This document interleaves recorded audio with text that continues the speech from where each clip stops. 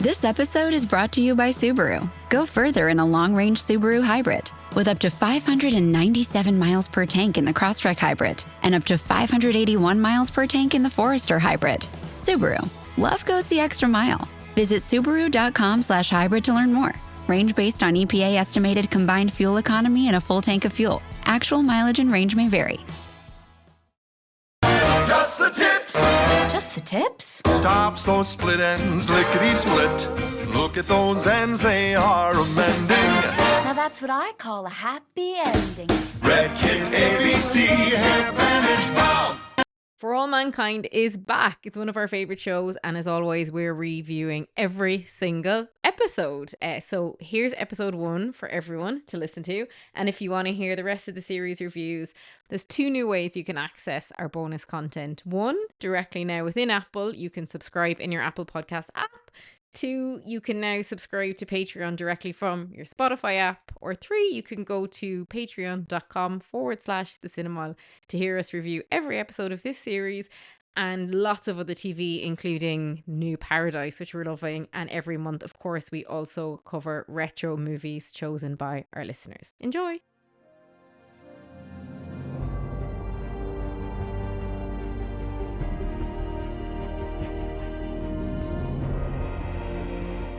Hello, Kathy. Hello, Dave. Hello, patrons. We're here to talk about For All Mankind Season 5. It's back, and we're going to be covering weekly spoiler episodes on every episode of this season. For anyone who hasn't seen For All Mankind, go watch it from season 1. At least watch seasons 1, 2, and maybe 3. Seasons 1 and 2 are the best. Yeah. So at least go and watch those. Definitely worth those 2. Yeah. It's up to you if you continue then, but we're continuing. We're in it for the long haul. We're sticking with it. We're sticking with it as long as Ed is able to be in space. We are here recapping As the long show. as they can launch a frail old man's body to the moon or Mars or even further. Yeah, wherever he wants to go. So this will be full of spoilers now for every season of For All Mankind. Ed Goes to Jupiter season 6. Up to and including season 5, episode 1, which we're about to recap. So do go away or pause if you don't want to know what's happened. Yeah. Dave, Right, let's here we chat go. about the journey, very briefly, we've been on before this season. Top line, tell us what happened in every season so far of For All Mankind. What? People remember that, don't they? I think it's helpful. You need it. Okay, so season 1 is space race, but what if Russia got to the moon first? God, I love season 1. Brilliant season. Season 2 is moon base, but what if Cold War? Cold War on the moon. Gordo and Tracy Yeah. on season 2 For All Mankind finale. I do think it's one of my favourite episodes of TV ever. Yeah, great season. That's probably the best season. Season 3 is the race to Mars, and it's the US and Russia racing there, but also Helios this time.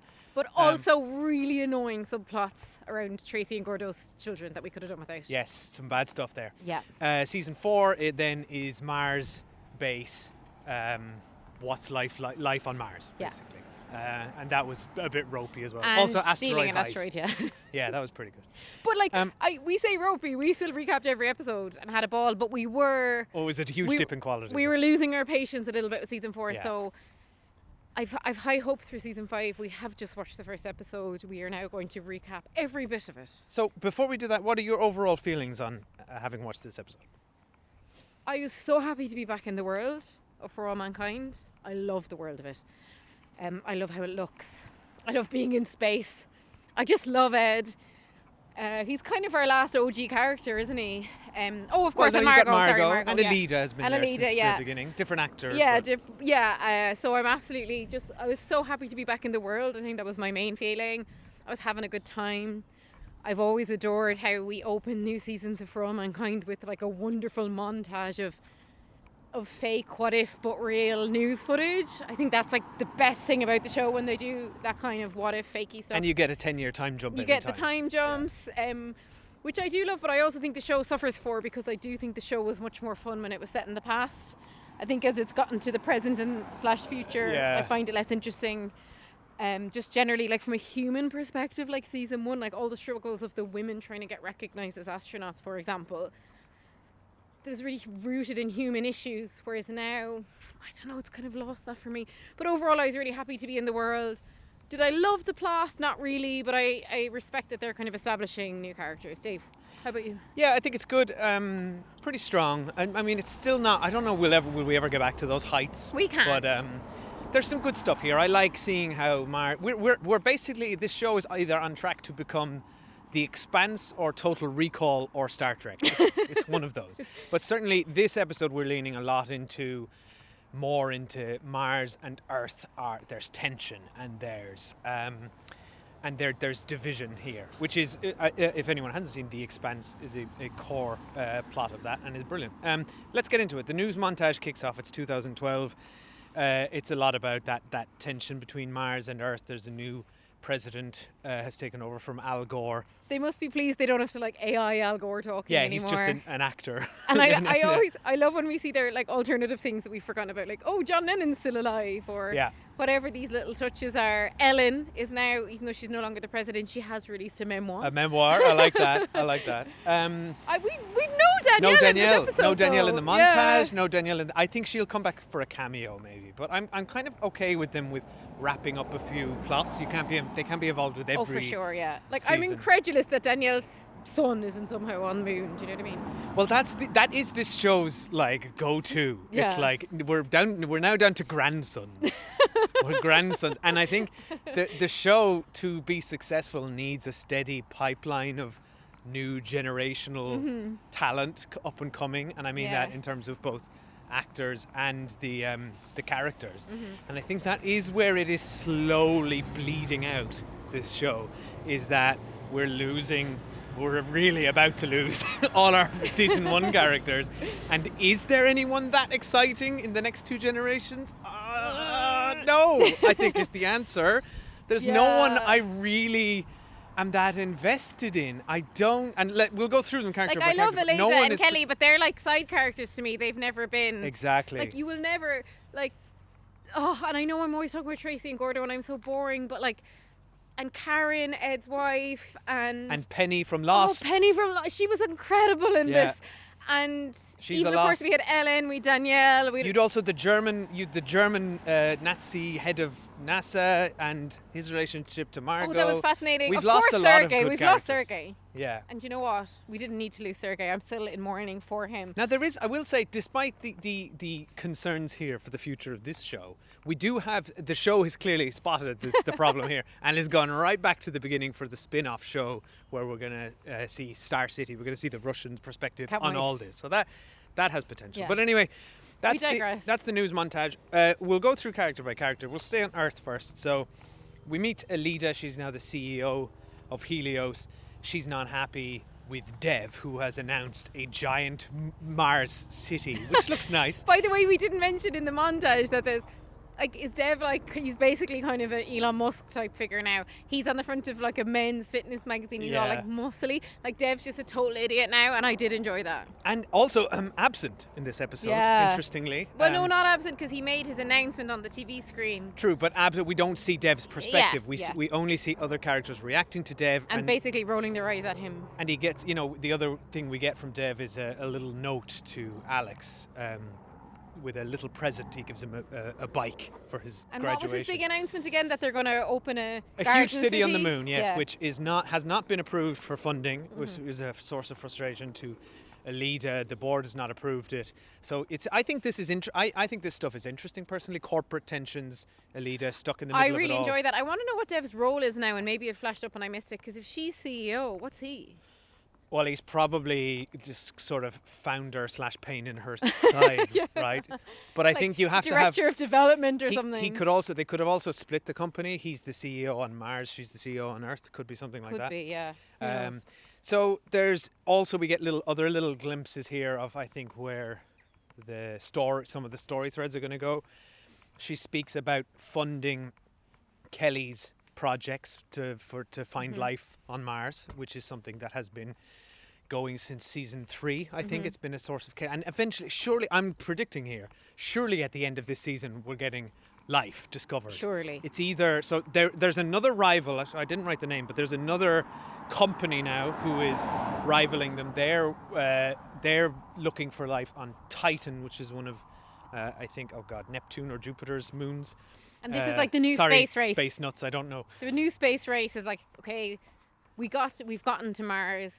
Then, we did the big heist last year. Now it's who's going to find life. Who's going to find life and on what planet?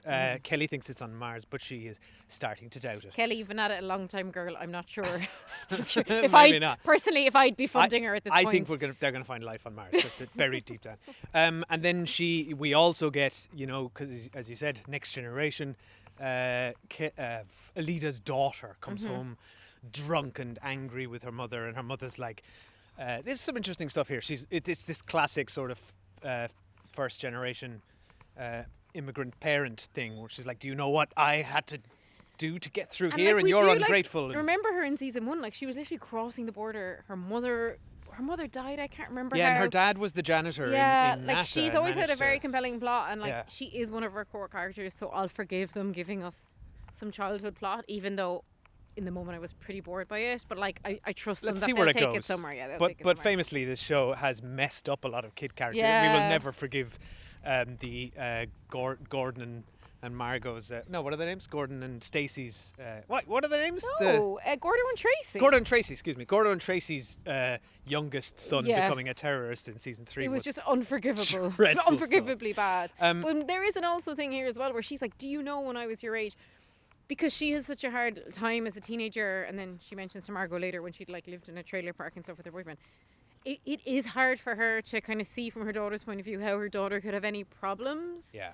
So that's a very interesting parenting child dynamic, but like, do I have space for it? Maybe not. As I'm watching this show, I don't know. I'm trying to be open-hearted to these plots, but they have just burnt us so bad with the kids before, I'd empathy for the daughter in that situation. Same. Where you're like you. Yes, it's like we understand that you went. I see Alida's perspective. Mm-hmm. You've got everything. You've got it. Why can't you just be happy and grateful? That's what she wants. But what's the daughter supposed to do? Walk around every day saying thank you, I know, mother. it's like you don't. This perspective is absurd because you don't allow your child as a person to have space to still feel unhappy or feel dissatisfied with things. No, the daughter is drink driving though, which is unforgivable. And the irony unforgivable. is, and we find this a lot when we watch American stuff. So American listeners, tell us, is drink driving cool over there? Because she's not pissed off the daughter's drink driving. And it's not even mentioned. She's pissed off that mentioned. the daughter's like being disobedient. Yeah. Whereas I'd be like, you've drunk drive, I'm actually selling your car now. Presuming she's paid for it, that daughter has no right to a car. There is a perspective, and please do jump in, American patrons, to say differently. But I think does seem to be a more of a normalized attitude towards it in the United States. At least that's what it appears in media. Always in media, because it appears commonly in media, and it's never ever addressed as a sort of you just broke the law and did something incredibly dangerous. Yeah, it's just like, oh well, you shouldn't be out late. Anyway, we've talked too much about this insignificant plot. So insignificant. Yeah. Let's go to Mars, where the more interesting stuff is No, happening. but what about Margot? She's on Earth. Oh, sorry, Margot. Yeah, Margot. Let's stay with Margot. So she's in prison. She actually looks younger now. Usually they all look They much let her older. hair grow. It's because they grew out her hair, and somehow that's made her look younger. Even though physically, because she's such a good actress. She's moving. She's moving slowly. old, yeah. She's moving old. Yeah. No, I think the makeup's pretty good in here. I feel like they've laid off. I feel like we got more old-timey makeup before. Or maybe they've just as a point where they stop aging them up anymore. It would just be like a Halloween it's costume. fine. I mean, look, you were commenting. We'll talk about it when we get to the other characters. But you're talking the difference between kind of 30 and 40 in some characters. Yeah, you don't need to age up then. There's not much to do there. But Margot's like an old lady at this point. Yeah, she's super old, and she's in prison. She's in prison. We just see her going about her routine. She's obviously keeping up with what's going on through newspapers, and then Alida comes to visit her. We get the sense that this is a regular occurrence. They're still cordial. They seem to have a nice relationship. I was so happy to see this because obviously, remember before they weren't speaking, and I'm glad Margot has somebody. Yeah, and I like this, and I'm glad Alida has Margot as well. And Margot did a bit of the thing that Alida had done to her own daughter, where she was like, look at what you have. Look at what you need to be grateful for what you have. Margot's like, I'm in prison. And I was in love with the man for 20 years who was tricking me. Yeah, she's had, I think, objectively, a much worse life than Alida. Yeah. Yet Alida's here going, I'm unhappy. Yeah, but Margot was born into privilege where Alida wasn't, so it's very complex. But Alida, Margot, sorry, go ahead. Margot's just like straight down to business then, though, all maths. Yeah, let's get into some Love maths. that for Here her. I was doing some maths, and I here's miss what I think. Margot being. What I'm missing so far is like the kind of NASA headquarter nerds behind computer screens directing things leaving Earth. Like that's something I'm missing I here. think that's going to come. We got a small glimpse of it with Ed in the Mars Space Center, where he set the alarm off with his ankle bracelet. I know, but I just miss Margot being down in NASA and like directing it Well, all. that will come, and I love that about this show. We'll get to a point where there's a big problem to solve, and the only thing that can do it is maths. As Margot. And then people have to sit around I doing promise maths. you, Margot will be out of prison at some point in this. Oh, for sure. She's in going to this be season. consulted, like Hannibal Lecter style.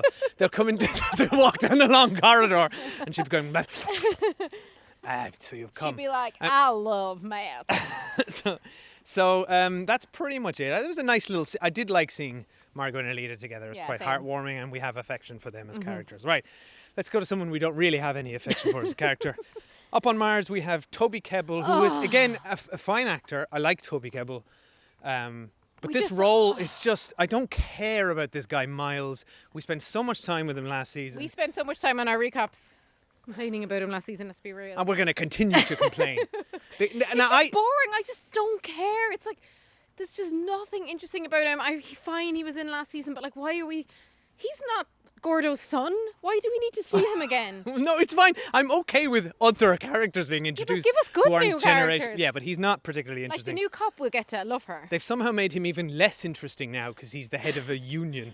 But don't worry, we get to see his daughter. Who also seems pretty boring. He seems like inexplicably played by like a 30-year-old woman. I was like, that could be his wife. I'm so confused by She the is casting. way too old. Now maybe she's just an old-looking teenager, but like it was even more confusing to me when I realised like she was supposed to be his kid. Planning a wedding shouldn't feel overwhelming. The Knot brings everything together in one place. Vendors who get your vibe, a custom planning checklist, guest list tools, and a free wedding website that syncs with it all. So instead of juggling a dozen apps and spreadsheets, you can actually enjoy getting married. Get started at theknot.com/audio. The Knot. Let's plan your wedding together. So yeah, we meet him and he's hooking up with his wife on Mars. We sort of see what their life on. Yeah, we saw in the kind of opening Mars looks montage like. that like families have moved to Mars now. Yes. Oh, and another crucial bit of information is that there's sort of what do they call them? Craters or something? People who are illegally smuggling themselves away for a life on Mars. I keep saying life on Mars over and over again. I got the song going through my head now. So him and his wife are kind of going. We get this little view of what life is like. They I just talk don't know to why we saw him shopkeepers and his wife like going at it. Like, what was the point of that scene? I don't care. I know they had a bit of a fractured, or vaguely remember a bit of a fractured marriage last season, but like, don't care. Yeah, don't care. Yeah. Don't care. I don't see how she's going to be an interesting character either. He's barely an interesting character, but let's see what happens. Yeah. All of this whole family could just get rid of them. Just put them in a crate and send them back to Earth. So they're preparing for a ceremony. It's the graduation ceremony. There seems to be like the show's trying to set up some mystery of like, ooh, what could the ceremony be? It's like, it's a graduation ceremony. Yeah. And why are we, the viewer, forced to sit through it? And a lot of the plots converge here because the daughter is in a class with Alex Baldwin and two other people who seem like terrible characters. Well, no, one of them is... What? Oh, wait, yeah, no. They're all awful. I'm mixing them up. All No, the the stuff daughter's with- interesting because the daughter's kind of like the rebel. Yes, and we Yeah. see she's in the opening on Mars. And then we the see other her guy's spray just, painting. Yeah, the and- other guy's just like a jock.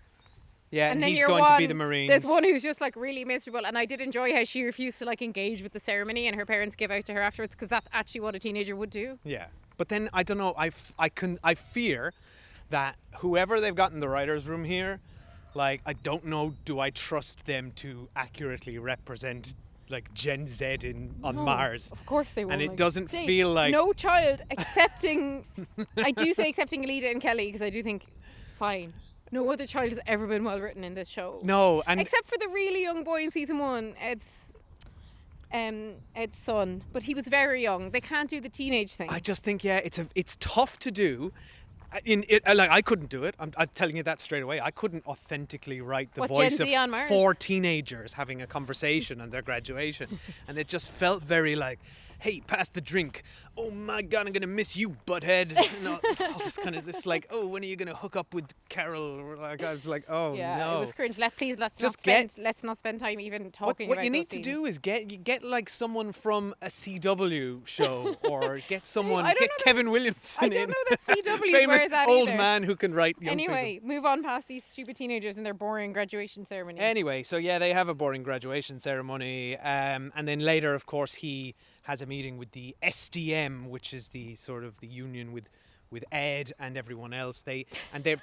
So they had a lot of Sorry, power. Ed is like cartoonish in here as well. Ed Ed's is- just what's become, Ed doing he's here? just become like the old man from Up or something. I don't know what they've done with him. Yeah, and there's this argument between Ed and Miles about whether.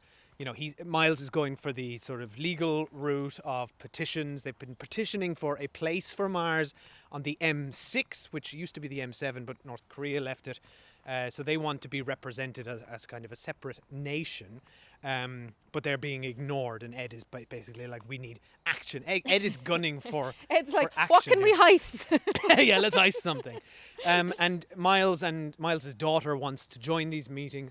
We see sort of two disparate perspectives here between her and Alex, who seems very disconnected and undriven and But doesn't we know what he didn't wants say to do. that's- She wants to do something and she's being denied. Yeah, because I know we'll get into him more in a minute anyway. But like the three others can leave Mars. He can't because of what we can't His remember, medical but something condition. along the lines of 0G bones, from what I recall. He was born on Mars. There's And something to do with him not being able to be on Earth. we can't remember. Didn't look it up. You can all let us know in Please the comments. message us if you Does remember. he have bad bones? I don't remember, but I Yeah, I do think know you're that right. he can't leave. And in fairness to him, there appears to be only 3 other people his own age, and they're all leaving. Yeah, and that like would- that everyone's would like, suck. "Oh, your granddad's such an icon." Like, okay, great.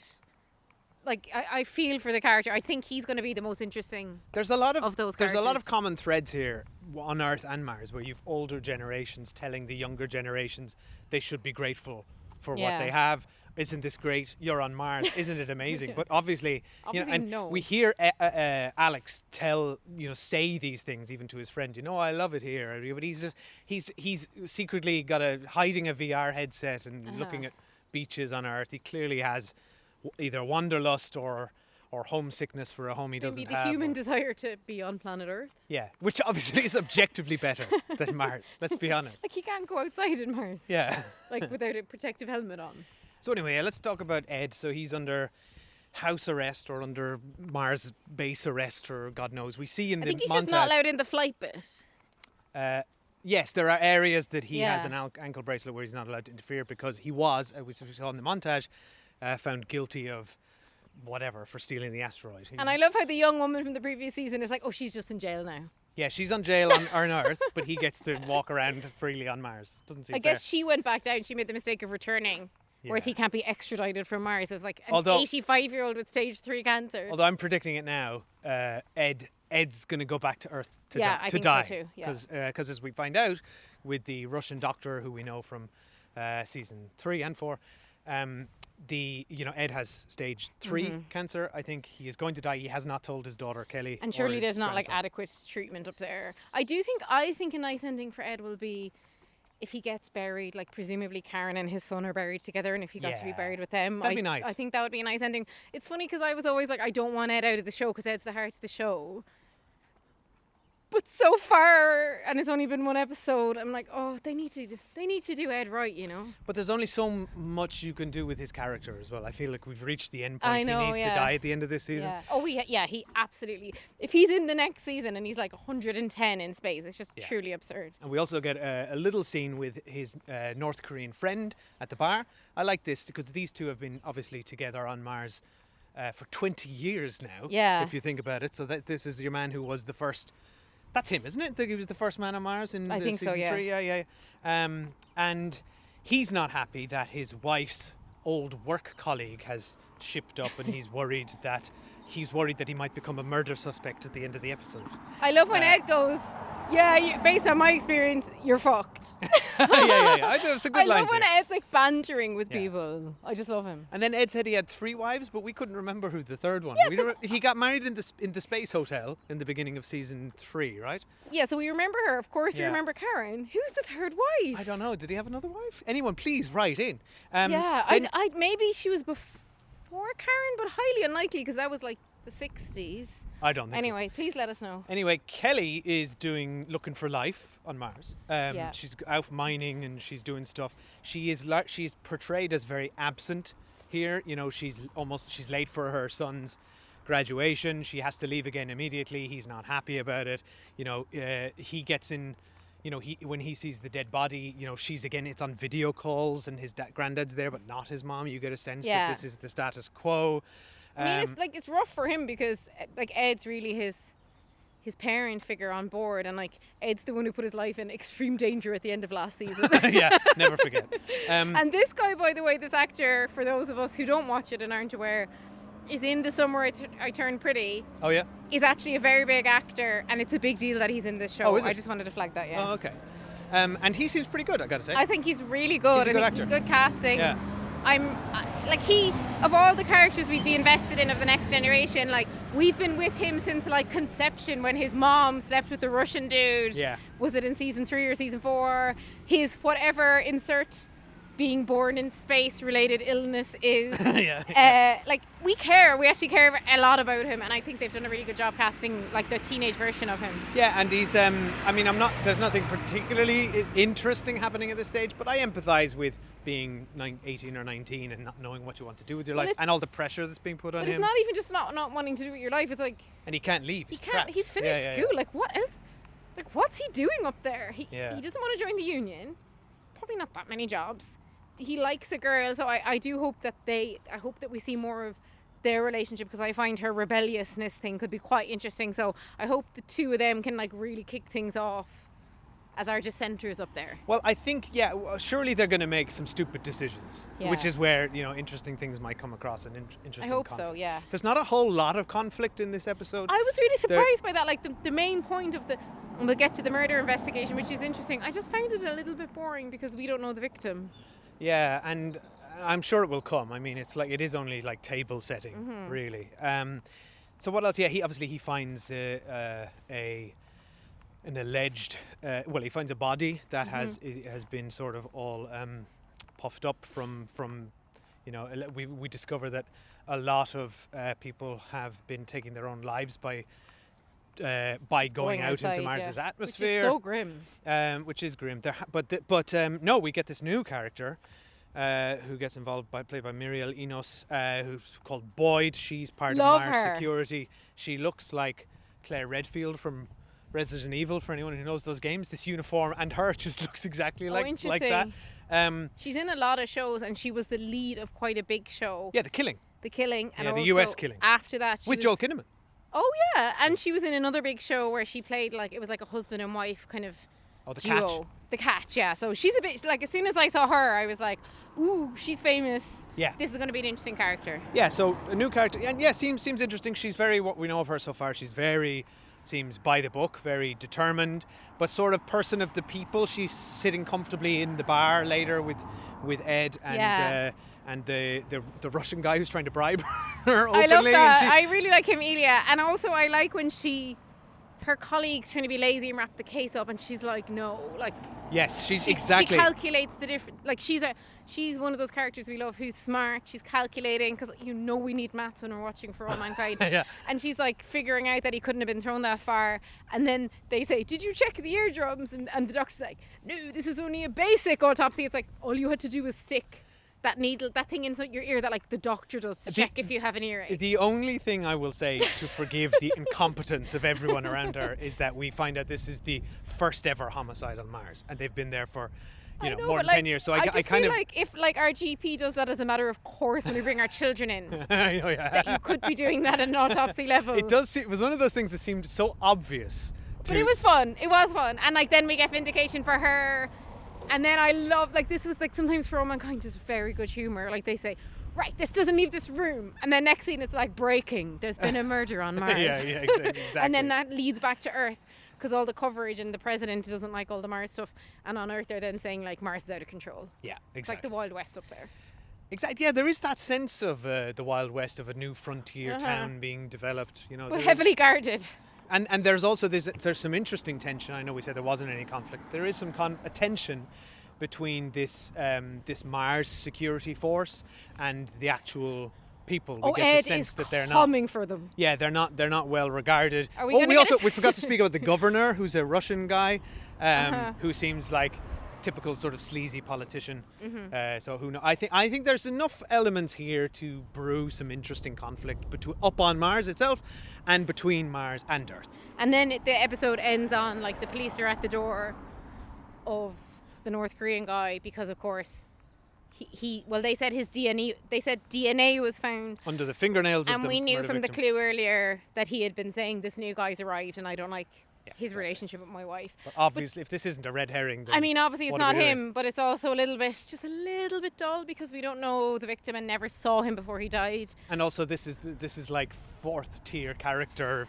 murders character we've never heard of or is accused of. It's like, yeah, I agree. It's not the best cliffhanger. And like he's one of the main, like we know him, the accuser, the accused, but we don't know the victim. And like really the last season kind of ended on him asking for the wife to be smuggled, so we don't know her either. So yeah, I was a little bit lackluster. However, obviously we are here for All Mankind. Can't wait to watch the rest of the season. Can't wait to see all the comments below this in the Patreon app, because we've got a real intense group of For All Mankind fans. Yeah, and if Love you're to see it. listening on the main feed, obviously we're going to be covering this every episode. You can join up and join all our Patreon subscribers for the price of a cup of coffee a month. Patreon.com/The Cinemile. Sign up for a free trial if you want. Yeah, there's a free 7-day trial, so you can even come in, listen to the next episode for free, hang around if you like it, leave if you don't. We won't take offence. Yeah, I will. I'll be offended. You will have offended me. We won't. And come over to Patreon because you get to join in all the chats about the weekly episodes as well, which is obviously very fun. And can't wait for the rest of the season. And I just like, what are they doing with Ed, you know? I just need to know. Will Ed and Margot get to meet? I feel like given they were our last original like OGs. Yeah, but they were we also. need a scene. But they never had scenes together. They weren't really colleagues. They weren't very close. If you think about it, but there like was always a Ed's- separation between the astronauts and the on-the-ground crew. No, for the but you most part. forget it was either season 3 or season 4. Ed worked with her, and they were kind of battling Oh, really? administratively. Yeah, like I just feel like Danielle leaving is a big loss to the show. I miss, and I can't help myself as a lover of the early seasons. I want some early season relationships or something there, and I know I'm like wishing for something that's ended. You know, I'm like remembering the nostalgia, but I hope something happens with those two.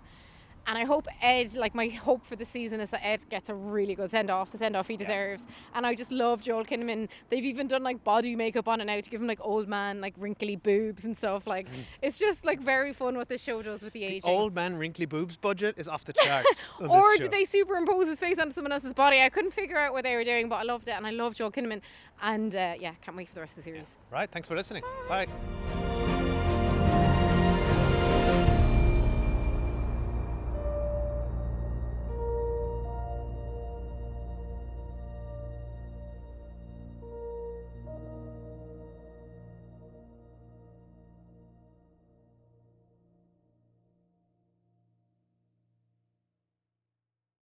The UPS Store is making packing and shipping Easter gifts quicker than ever this year with UPS Air. How quick? Quicker than a walk around the park. Quicker than eating all the Easter candies. Quicker than finding a golden egg that you know is stuffed with cash. When you ship UPS Air at the UPS Store, your items arrive on time or your money back. Guaranteed at no extra cost. Exclusively at the UPS Store US retail locations. Send Easter joy on time at the UPS Store.